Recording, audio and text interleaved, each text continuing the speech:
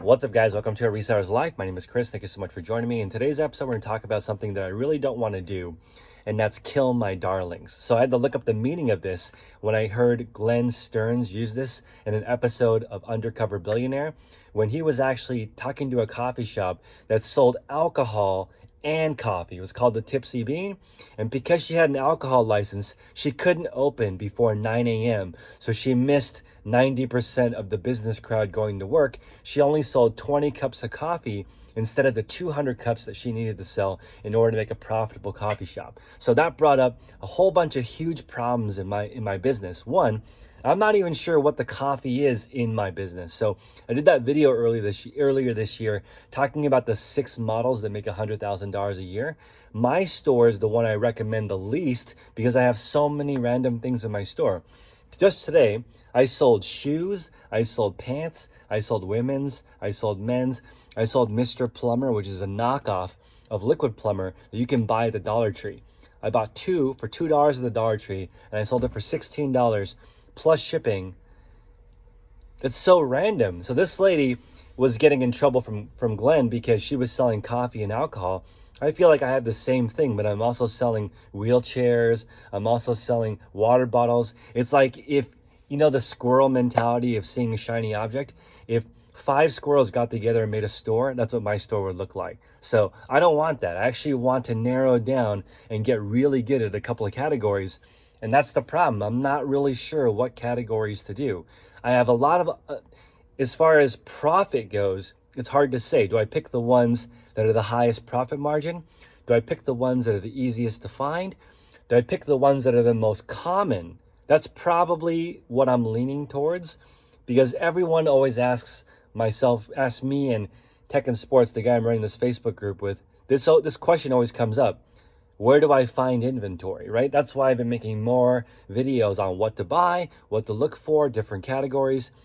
After doing that, I started to realize, you know what? There is no shortage of inventory. In fact, the only thing preventing you from getting good at an item is figuring out how narrow you want to be. This is a product, it's called Mr. Plumber. It's a knockoff of Liquid Plumber. If you look on the back, it actually says who distributes it. Distributed by Ameriplus. It's in Clearwater, Florida. You can Google that and then call them and then ask them how much it costs to buy a wholesale. That's it. When you're looking for something to sell, look on the box for where it comes from. You can find out exactly who sells that item. If you're looking for liquidation of it, you need to find a retailer. Let's say you're trying to sell Nike shoes. That's probably my most common question. How do I source Nike shoes?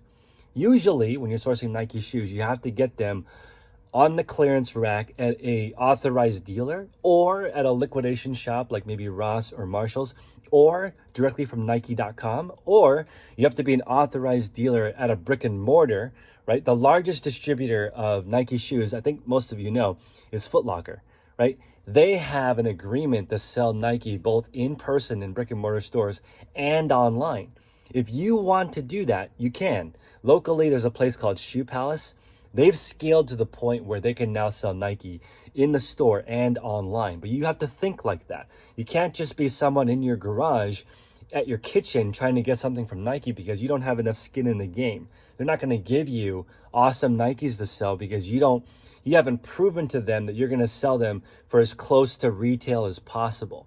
Because that's the only reason Nike would let you sell their items, is because if you can get closer to retail, it preserves their brand. Otherwise, they could just sell it on their own website. They don't need you to sell it at a discount.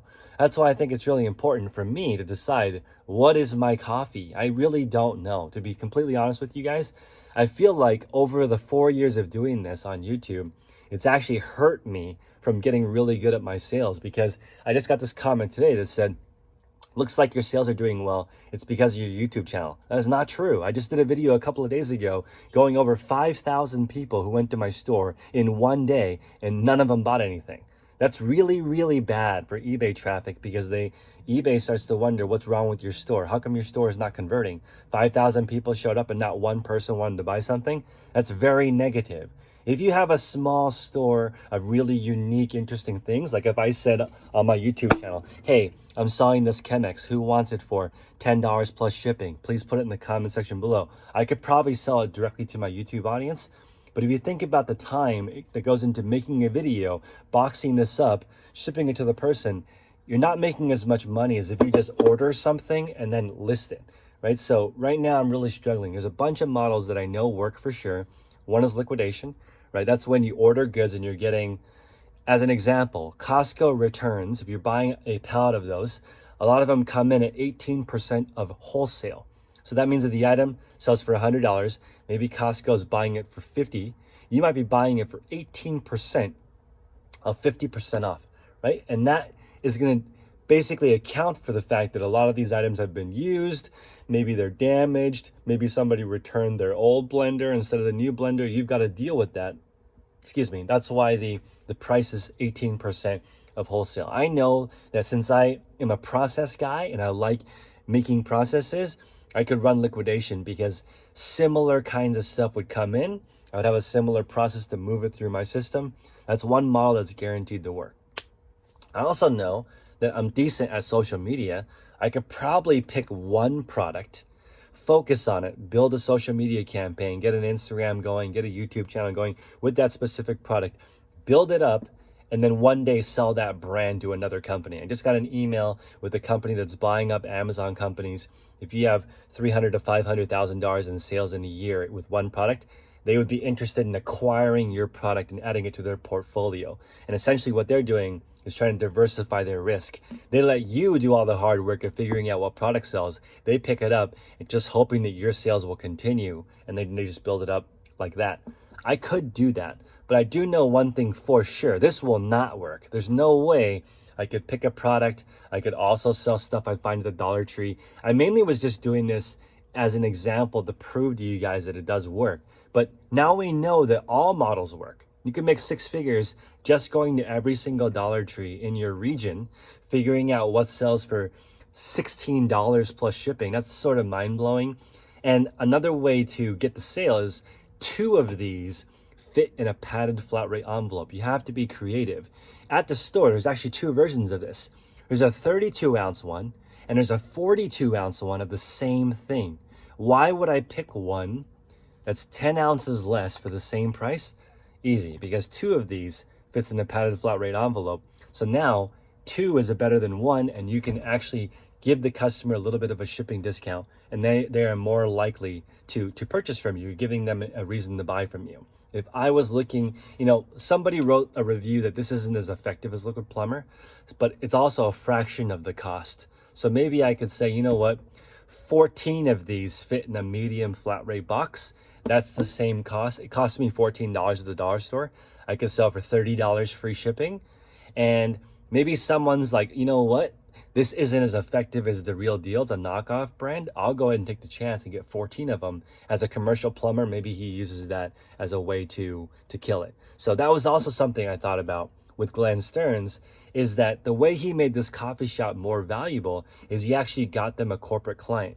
He got a local hotel to pick up that business from the coffee shop and their baked goods. So they picked up a corporate client. So he tripled the value of this coffee company by just switching to coffee only. So now the lady can open at 4 a.m. like a normal coffee shop. She closes at 2 p.m. She doesn't need to work all day. She just needs to work during the peak times when the business sells coffee.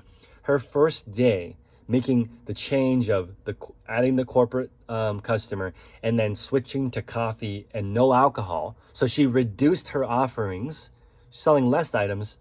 She actually had a 900% increase in sales.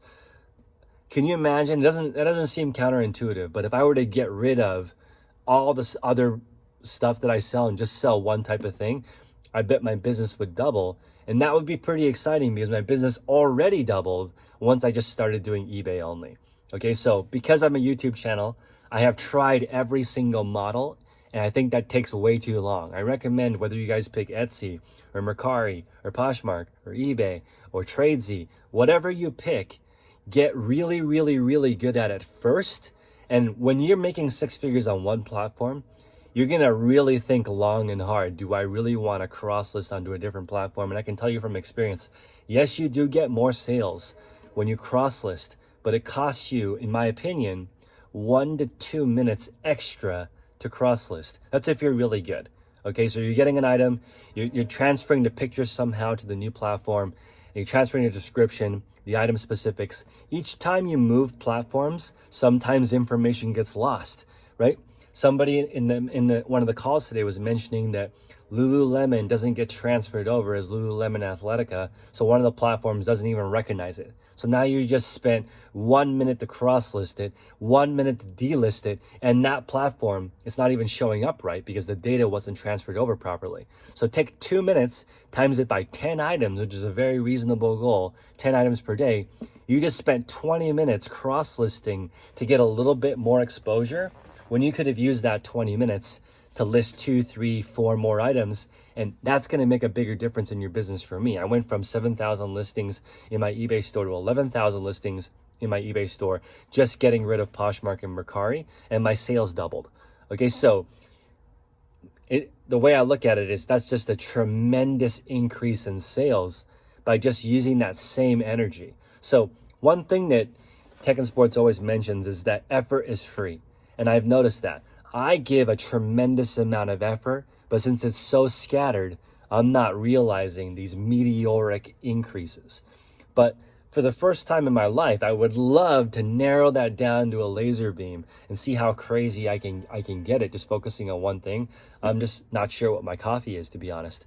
Do I want it to be men's tops, men's jackets, men's hats? I'm passionate about men's shoes, but it's harder to find shoes at a good price. Everybody wants to sell shoes because the average sale price is higher. It's almost like I want to pick something that's affordable to the masses because we're about to enter another year of people not working, and they might be getting unemployment benefits, but they're not killing it. And I feel like when people are killing it, then go for the expensive items, luxury goods. But I'm not sure that next year luxury goods is going to be incredible. I don't really feel that. I don't know how you guys feel. Let me know in the comment section below if you feel like normal stuff's going to do better this year or luxury stuff's going to do better. I'm not sure.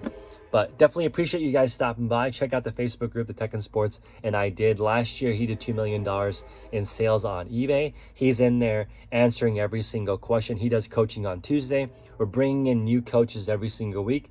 Hustle at Home Mom Ashley does Thursdays at noon, and she's helping people balance family life and also getting a resale business going. And we're planning on hopefully getting a few more coaches on board in the next couple of weeks to help with different types of reselling. That way you can get in for $35 a month and get a whole variety of information. And then what I recommend is you just focus on one of them. Laser yourself into one thing and then start crushing that, because it's easy to do what I did and do every single model, and it takes years longer than it would have taken if I just did one thing, right? So I had the luxury of kind of doing it as an experiment because this is still not my main income. So I think it's important to recognize. A lot of people ask, can you do this with a full-time job? I recommend that. If you can, keep your day job while you build up your resale business on the side, because it makes it a lot less stressful. And your day job doesn't multiply. Your resale business multiplies, meaning if you spend $200, double your money, and you go out and spend $400, now you can double your money to $800. Your regular job doesn't do that. My regular job just pays the same hourly rate every single hour. I can't quadruple my income at work. It doesn't work that way. I just get paid to trade my time for money. So hopefully that was useful, guys. Smash the like button. My ambition is your success. And until next time, make progress daily.